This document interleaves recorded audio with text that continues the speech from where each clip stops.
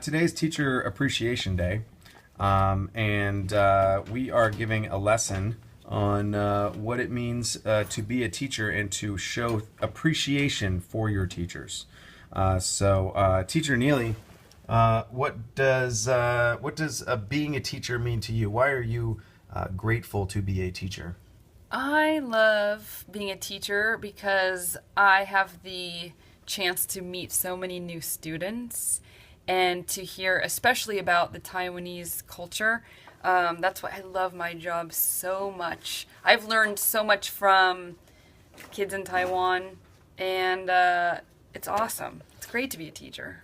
So that is, Teacher Neely is talking about, of course, our distance learning program where we teach students in Taiwan. That's Teacher Travis. Teacher Neely may also one day be teaching Lingaloop students. Isn't that right, Teacher Neely? Yes. Yes, that is that. true. If you were a millionaire, would you still teach? Yes, You would? I would. Awesome. What about you, Teacher Travis? If you were a millionaire, would you still teach? Absolutely. I mean, teaching is a lifelong profession or lifelong calling, I think. And even if you're not actually a teacher, you can still teach people in many different ways. No matter what your job is, there's always something that you could share with a friend, a family member that could enlighten them and teach them something new about the world, because there's a lot of amazing things out there and we can only know so much. So everyone can teach.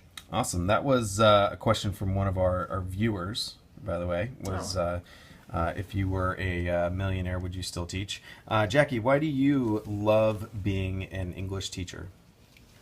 Well, first, I was going to say to the other one, if I was a millionaire, I would still teach, because teaching is not something I do, it's who I am. But that's very true, and that's why, like, Neely is also a yoga teacher. I'm also becoming a yoga teacher. It's just, I like to teach about everything that I like. I can't stop, even though people would like me to. What do I like about teaching English? I like giving my students the opportunity to be global citizens later in life. They're in 8th grade, so they're old enough to get that that's going to be applicable when they get a job out of high school or college or whatever it is that they do. So it opens up a whole world of opportunities for them. Very cool. Yeah, we had a question from one of our viewers, our only viewer right now, who was asking, how can you be illiterate and teach at the same time? I'm not sure if it was a real question, but I would like to offer the perspective that anyone can be a teacher. It doesn't matter what you're teaching. People teach other people to do things all the time, and there are different types of teaching. There are different types of learning. That's one of the things that we really promote here at Banyan Global Learning and Lingaloop, is the idea that people learn in different ways. Some people might learn by hearing things. Some people might learn by writing things or reading things. So there are lots of different ways to learn, and therefore there are lots of different ways. Travis, you're laughing, so it's making me think that. Well, teacher said we had someone had an interesting comment.